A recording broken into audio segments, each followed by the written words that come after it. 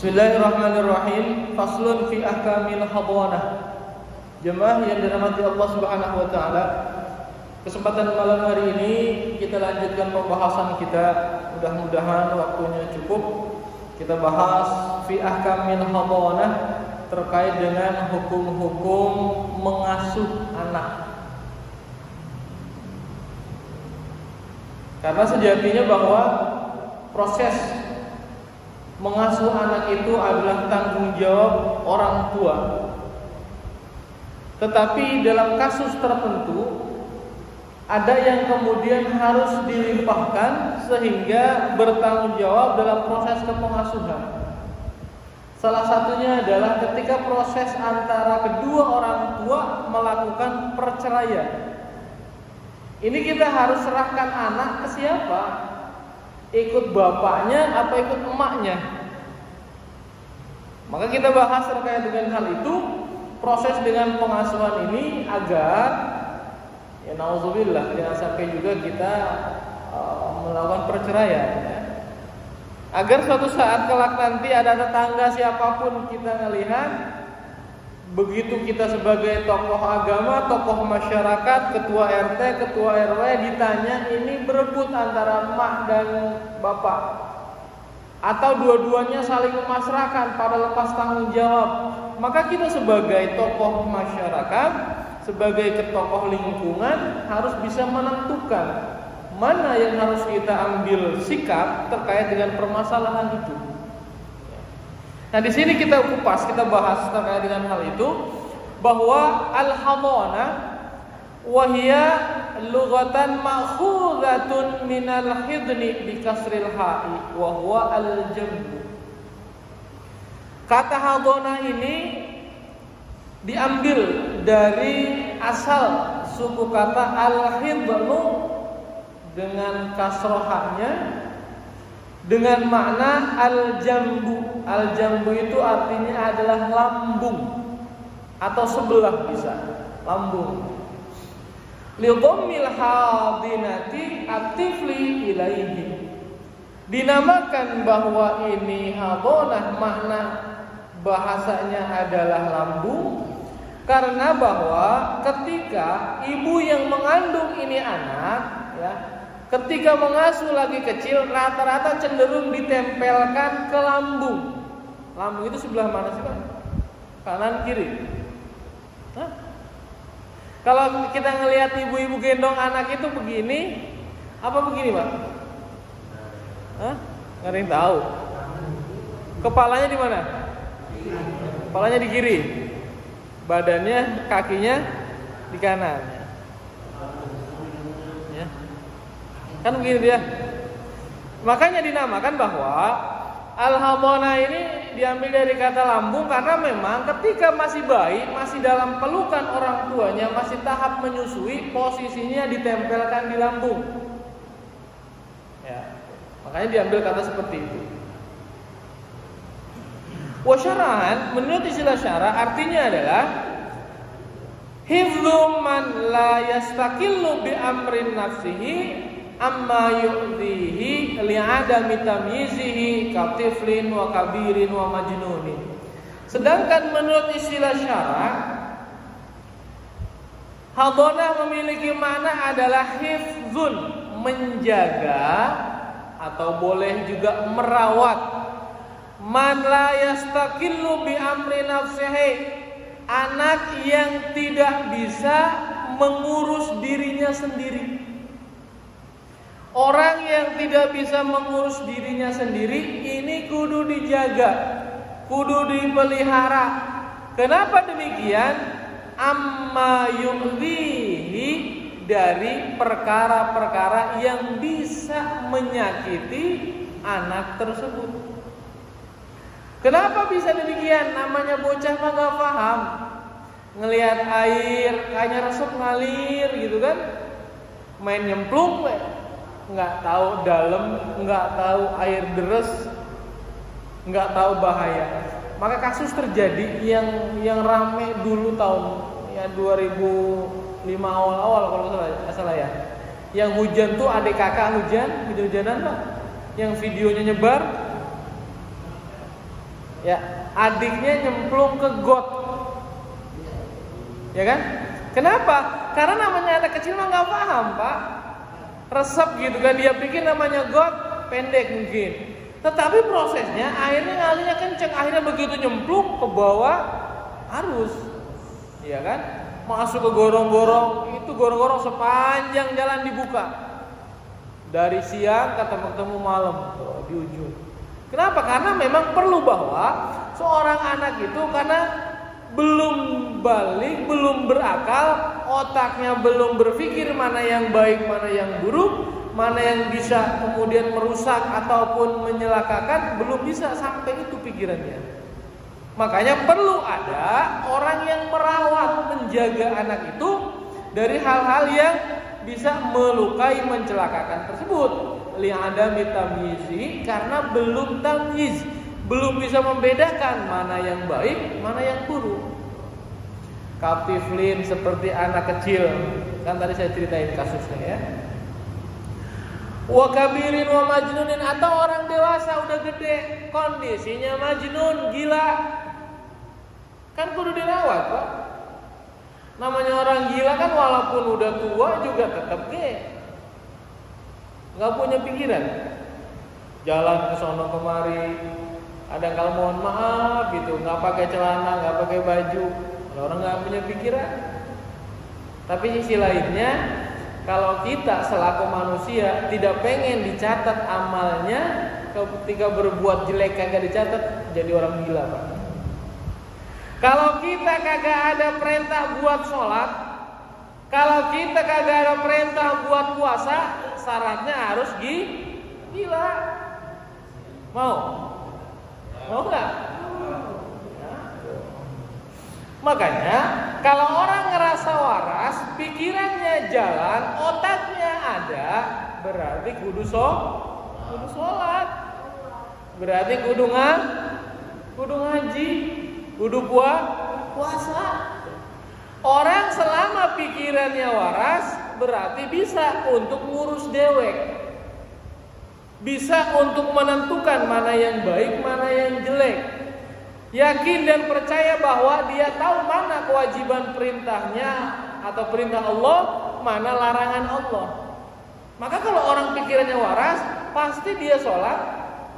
Kalau orang pikirannya lurus, pasti nggak mau bermaksiat, apalagi mabok-mabokan, apalagi main slot, karena pikirannya waras. Maka kalau kita berbuat jahat, berbuat jelek, kagak dicatat oleh malaikat, berarti kita kudu gila, ya.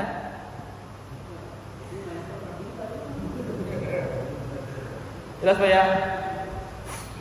Jadi hadona ini buat siapa? Buat orang yang nggak bisa ngurus dirinya dari sesuatu yang bisa membahayakan, anak kecil ataupun orang dewasa, tapi kondisinya gila. Ya, maka disebut hadona. Butuh ada pengawasan, butuh ada penjagaan sehingga tidak membahayakan. Karena kenapa orang gila dewasa perlu dijaga? Karena kadang-kadang suka minggat. Suka kabur kemana gitu kan, makan seadanya di warung, mencomot, udah kayak biar wajar dia mah gila. Kalau kita ikut-ikutan nyomot, lagi jalan langsungnya comot apa, kita ambil apa, berarti kita juga orang gila, Pak. Berarti maling itu secara tidak orang gila, itu enggak? Ya, jadi maling itu berarti juga masuk kategori orang gila. Ya. Wa idza faraqa ar-rajulu zawjatahu wa lahu minha waladun fa hiya ahaqqu bihadanatihi. Ini kasus, Pak. Idza faraqa ar-rajulu zawjatahu, kalau ada seorang laki-laki berpisah, bercerai dengan istrinya, ya. Jadi ini pasangan suami istri baru nikah seusia umur jagung, baru nikah setahun, baru nikah 2 tahun lah. Kalau seusia jagung 6 bulan, kalau punya anak aneh. Nikah Baru ya bulan Januari kemarin ya dia nikah. Kok bulan Juni ini udah punya anak? Lancar. Hah? Lancar. Berarti ada DP dulu ya. Ya. Udah baru 2 tahun lah ya. Wajar kalau 2 tahun. 2 tahun dia nikah, punya anak. Anaknya baru setahun, baru kecil, masih kecil. Ya. Faraqah, dia berpisah, bercerai antara suami istri, cekcok. Entah karena permasalahan apa, pokoknya ada masalah tuh. Dia pisah, dia cerai. Maka walahu minha, dan orang yang cerai tadi, suami istri tadi, punya anak. Laki-laki tadi punya anak dari istri yang dia nikahi. Fahiya ahaqqu bihadonatihi, maka dia, siapa dianya? Seorang perempuan, istri tadi berhak untuk mengurus anak tersebut. Kalau anaknya kecil. Antara Pak Ahmad dengan Bu Siti kawin, dia nikah, baru jalan pernikahan 2 tahun, dikaruniai 1 orang anak. Hebat, bertengkar, sampai pisah. Maka begitu pisah, Pak Ahmad dan Bu Siti ngotot Pak Ahmad ingin membawa ini anak, nggak bisa Pak. Kenapa nggak bisa? Ahaqqu minha, yang lebih berhak untuk mengurus anak tersebut adalah ibunya, Bu Siti tadi. Ya. Ai bitarbiyatihi bima yuslihu bi ta'ahudihi bi ta'amihi wa syarabihi wa ghusli badanihi wa thawbihi wa tamridihi wa ghairi dzalika min masalihi. Dan semua hal bitarbiyatihi, dengan pendidikan atau pengajarannya, diserahkan ke ibu. Dengan apa yang positif membentuk karakter buat anak tersebut, ya. Bi ta'amihi, dengan makannya. Karena kurang rukun kalau bapak-bapak mah ngurusin anak, makannya, minumnya, mandiinnya, ya kan? Bahkan sampai sakitnya, semua hal yang berkenaan dengan anak itu, yaitu seorang ibu, seorang perempuan yang lebih rukun dibanding seorang suami. Makanya terkait dengan siapa yang lebih hak ketika ini pisah, ketika ini cerai, maka yang lebih hak adalah ibunya. Jelas Pak ya? Kondisi anaknya masih kecil. Jadi siapa yang lebih berhak? Yang lebih berhak adalah istrinya. Ya. Semua, ngurus dia sakit, ngurusin nyuciin bajunya, ngurusin makan, minum, dan semua hal berkaitan dengan anak itu diserahkan kepada ibunya. Wa mu'natul hadanati alaman alaihi nafaqatut tifli. Tetapi kalau tadi kasusnya bahwa diserahkan kepada ibunya atau istrinya, terkait dengan mu'natul hadanah, biaya untuk kepengurusan tadi, ya, biaya untuk merawat anak tadi, kepada siapa? Kepada orang yang dibebankan kewajiban untuk memberikan nafkahnya, yaitu siapa? Bapak. Ya. Jadi Pak Ahmad begitu cerai, begitu bisa, nggak boleh lepas tangan, udah bawa anak lo, silakan. Dia bilang begitu betul. Kenapa suruh bawa? Karena anaknya masih kecil, baru setahun, baru 2 tahun, belum tamyiz. Diserahkan ke istrinya karena pisah, dibawa oleh istrinya. Tetapi berkaitan dengan biaya, proses ketika dia butuh makan, proses ketika dia itu butuh pakaian, maka Pak Ahmad yang menceraikan atau berpisah dengan istrinya ada kewajiban untuk menafkahi anak tersebut, bukan istrinya, bukan Bu Sitinya. Kenapa? Karena udah pisah. Kalau sudah pisah, Pak Ahmad ini nggak ada kewajiban lagi untuk memberikan nafkah bahasanya kepada istrinya. Tetapi yang wajib dinafkahi adalah anaknya. Karena anak mah nggak ada istilah bekas anak, bekas istri, bekas suami. Ada. No, bekas istri saya. Bu Sitinya bilang, no, bekas laki gua lewat. No. Ada bekas laki, ya, ada bekas istri. Tapi kalau anak, wah, tuh lihat bekas anak gua ada sekolah. Ada nggak? Nggak ada. Ya. Jadi Pak Ahmad nggak boleh bilang, oh itu bekas anak saya tuh lewat, nggak bisa. Namanya anak tetap anak, ya. Dan Pak Ahmad ini harus membiayai. Dikira-kira berapa Pak Ustadz biayanya? Ya nggak tahu, kira-kira aja. Kalau anak kecil butuh susu, butuh pampers, ya kan? Butuh makanan bubur, butuh pulsa, betul nggak?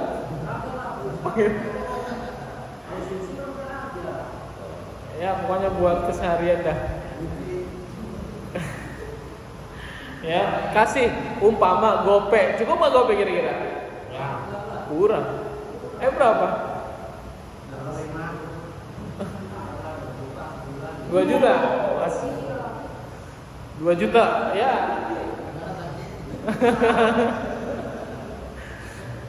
2 juta, ya 2 juta dah.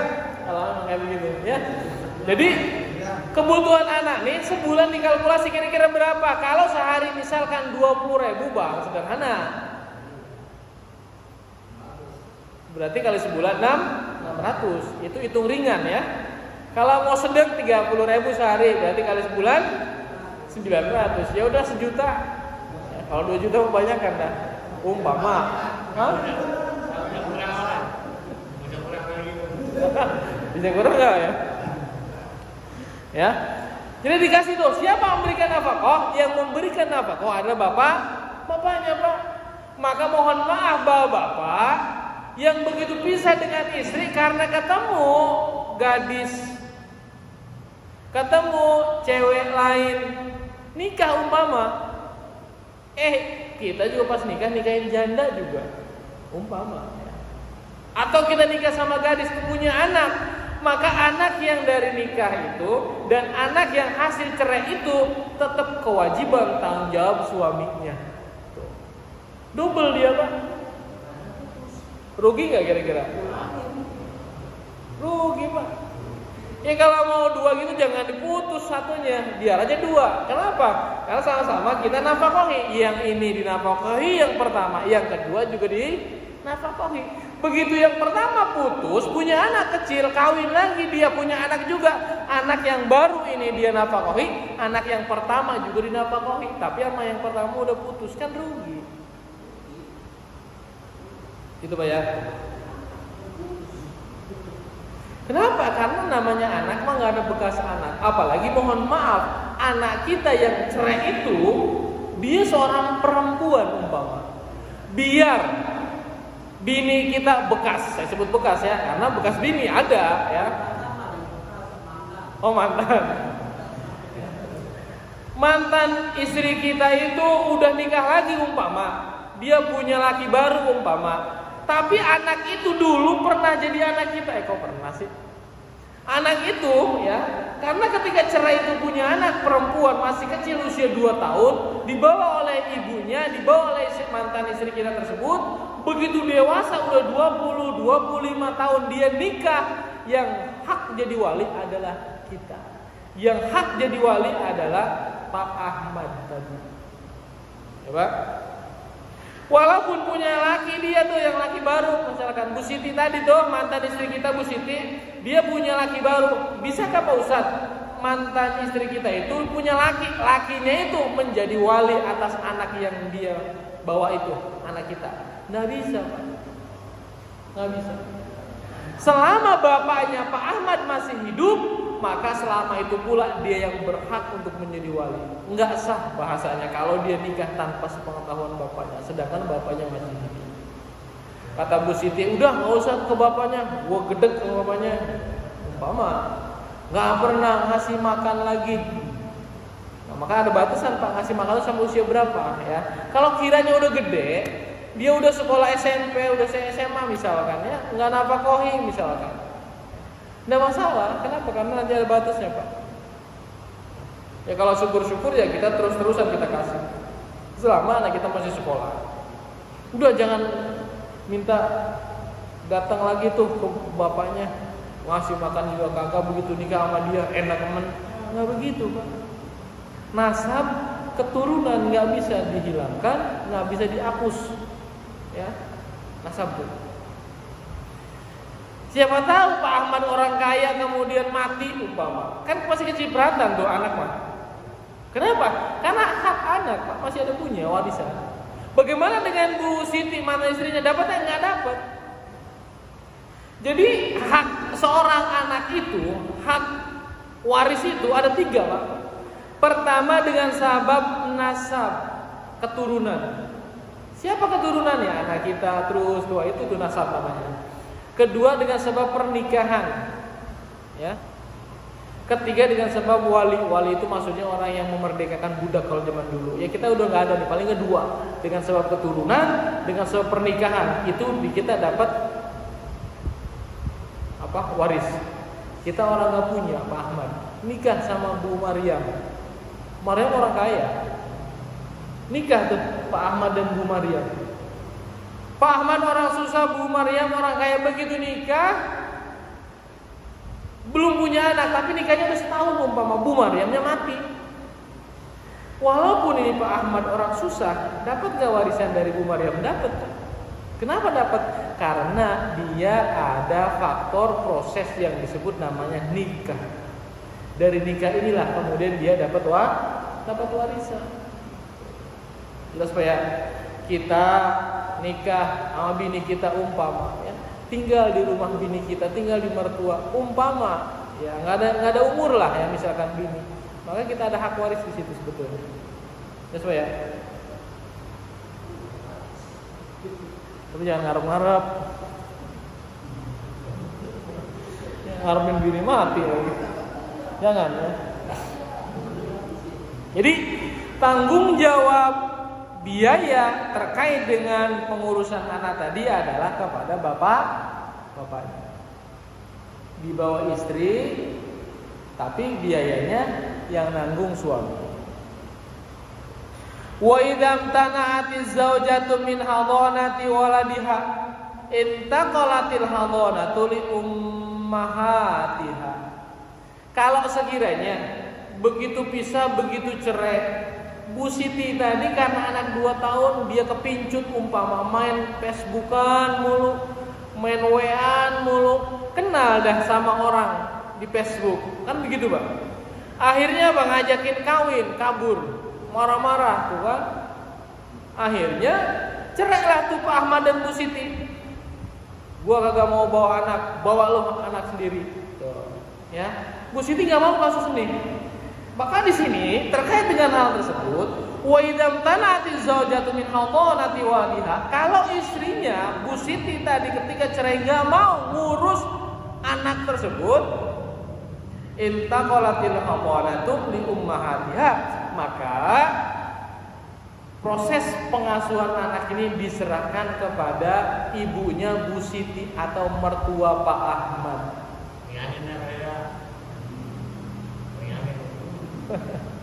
Ya. Jadi kasih tuh Bu Sitinya emang dasar geblek gitu kan, kenal cowok lain di media sosial, akhirnya dia pincut karena ngaku orang kaya gitu kan, kawin di sana, kabur umpama. Maka kasus ini terjadi, bagaimana anak tersebut diserahkan kepada mertua Pak Ahmad atau ibunya Bu Siti untuk mengurus anak tersebut. Berarti jatuhnya nenek nggak ke anaknya tadi, nenek dari jalur ibu. Tuh. Kabur istrinya tuh Bu Siti sama laki-laki. Udah sebulan 2 bulan balik lagi. Kenapa lu pulang, Neng? Kata emaknya Bu Siti. Sama aja, sama gebleknya.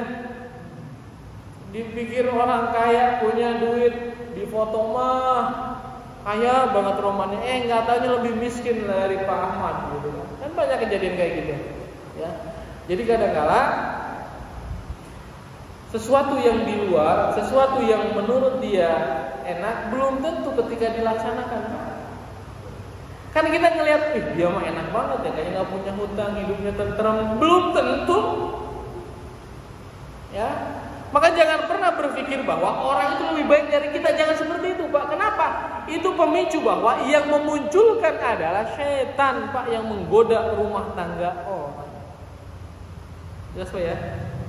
tidak puas istrinya, begitu juga lakinya, nggak pernah senang ke bininya. Siapa yang membuat itu? Yang membuat itu adalah syaitan yang disebut namanya dasim. Maka ada khusus yang menggoda urusan rumah tangga itu adalah jin, syaitan yang namanya adalah dasim.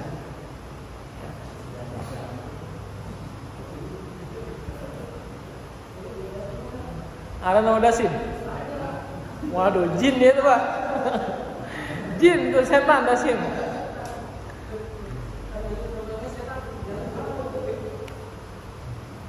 Ya. Wa tastamiru hadanatu zawjati ila mudhi sab'i sinina.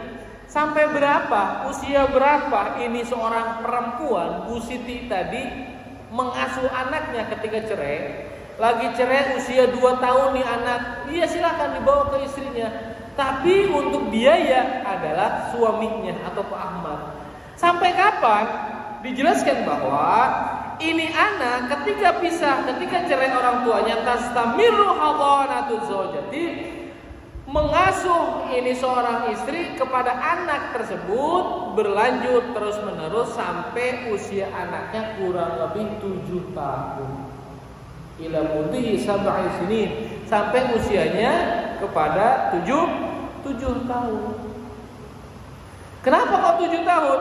Wa ambara bihal musannif li anna tamyiza yaqa fiha ghaliban.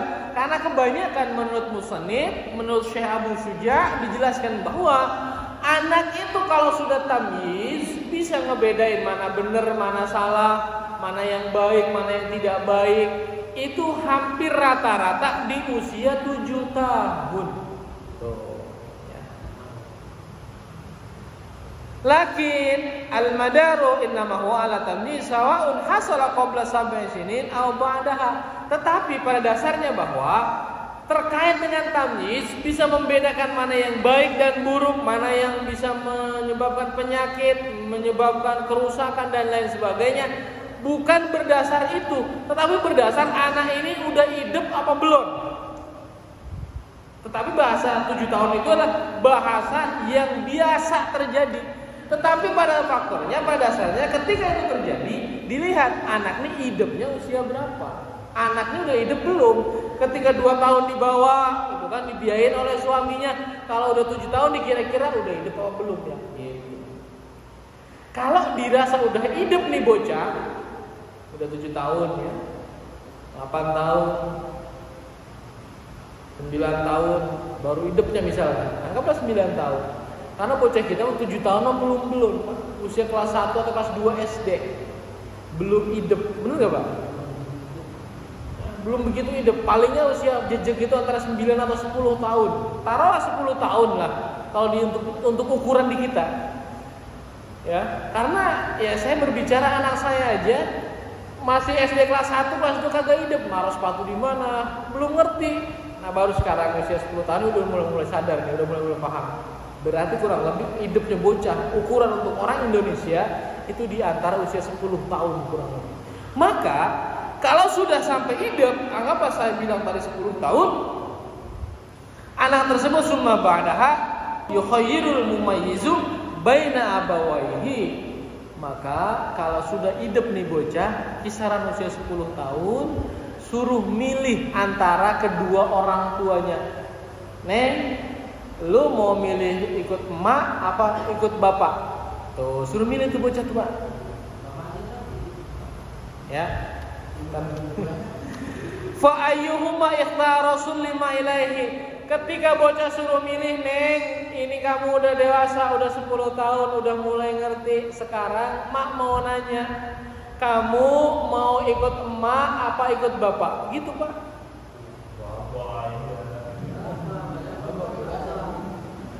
Saya mau ikut bapak aja. Bahasa kata istrinya, kata Bu Siti, ini bocah gue ngurusin dari usia 2 tahun, dari orang sampai kampung kan mirip bapaknya, kurang asem bener gitu misalnya. Maka ketika anak memilih bapaknya, usia yang hidup, yang sadar, yang paham, itu emaknya senang kagak senang harus dikasih ke bapaknya. Sulima ilaihi, maka diserahkan kepada bapaknya. Kalau dia tetap enggak, saya nggak mau ikut bapak, saya ikut emak aja, emak kasihan sendiri, biar nggak ada saya bantuin emak, karena emak nggak ada yang bantuin, maka ikut emak. Tuh, jadi gitu pak ya. Jadi ketika masih bocah, masih orok, kasih emaknya ketika pisah. Baru ketika sudah dewasa, ketika sudah hidup nih bocah, maka diserahkanlah, suruh pilih mau bapaknya atau mau emaknya. Jelas Pak ya? Senang nggak senang saya bilang tadi bahwa ketika anaknya milih saya ikut bapak aja, maka ya sudah. Fa in kana fi ahadil abawaini naqsun kajununin.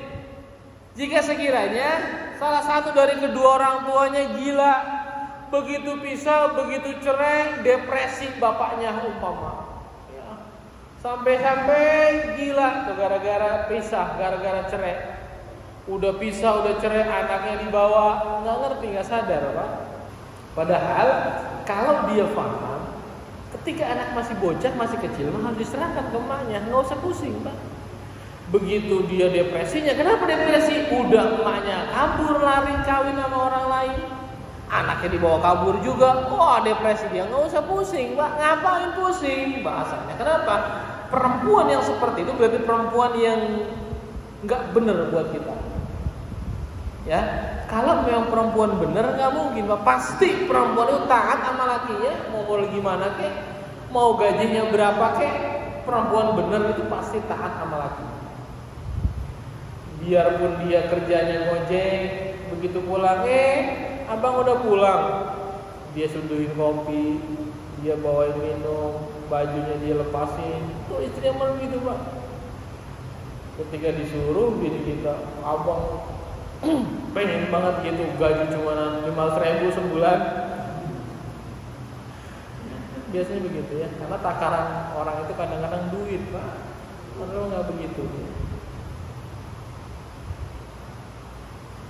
Ya, kalau gila nih salah seorang dari keduanya, fal haqqu lil akhari madama naqsu qaiman bihi, maka diserahkan kepada yang lain. Kalau istrinya yang gila, depresi, maka lakinya yang ambil, yang ngurus.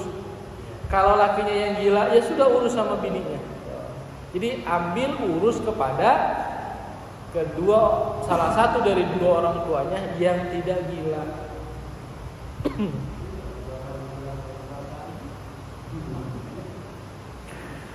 Wa idza lam yakunil abu mawjudan khuyral waladu bainal jadi wal ummi. Ini kasus Pak, umpama nikah Pak Ahmad dan Bu Siti, baru 2 tahun nikah, punya anak 6 bulan, kecil, masih orok, meninggal Pak Ahmad.